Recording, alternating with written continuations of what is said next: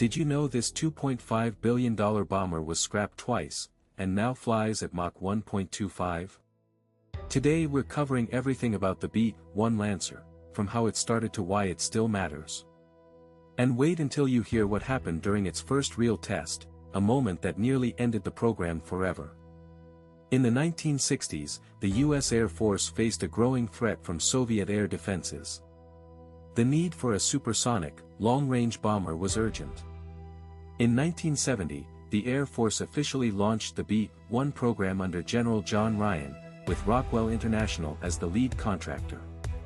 The original plan was to build 100 B-1 bombers by 1977, but the project was cancelled just 2 years later due to budget cuts and political pressure.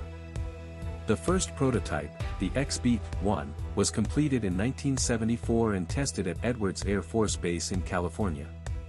But turning this idea into reality would prove far harder than anyone imagined.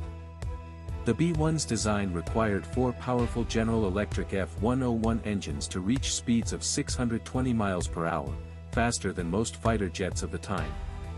But the project quickly ran into problems.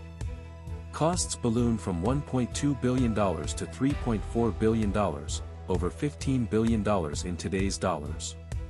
In 1977, the Carter administration canceled the B-1 program entirely, calling it a white elephant of the Cold War.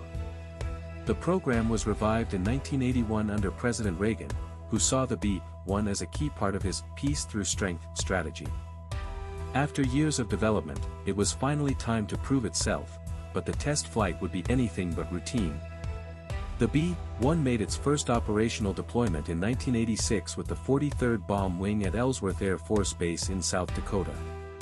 It could carry up to 84 nuclear or conventional bombs, all released in just 26 seconds. With a range of 4,200 miles and a top speed of Mach 1.25, it was faster than the F-15 and F-16 fighters of the time. Pilots praised its speed and payload, but critics called it too expensive and vulnerable to modern air defenses. But the real test was yet to come. In 1991, during Operation Desert Storm, the B-1 made its combat debut, dropping 1,000-pound bombs on Iraqi targets. It flew 1,300 sorties and dropped over 10,000 bombs, more than any other aircraft in the war.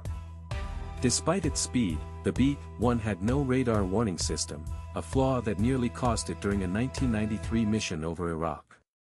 Enemy radar locked onto the B-1, forcing it to jettison its bombs and escape at full speed, a moment that proved its speed was its best defense.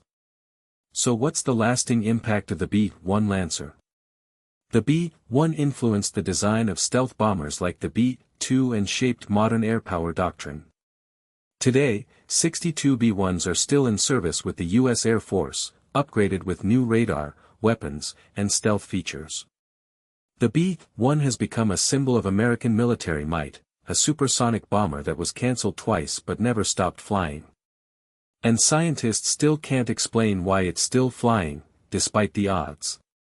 The B-1 Lancer is a supersonic bomber that defied cancellation, and still flies today. Which military subject should we deep dive next? Comment below and subscribe for more.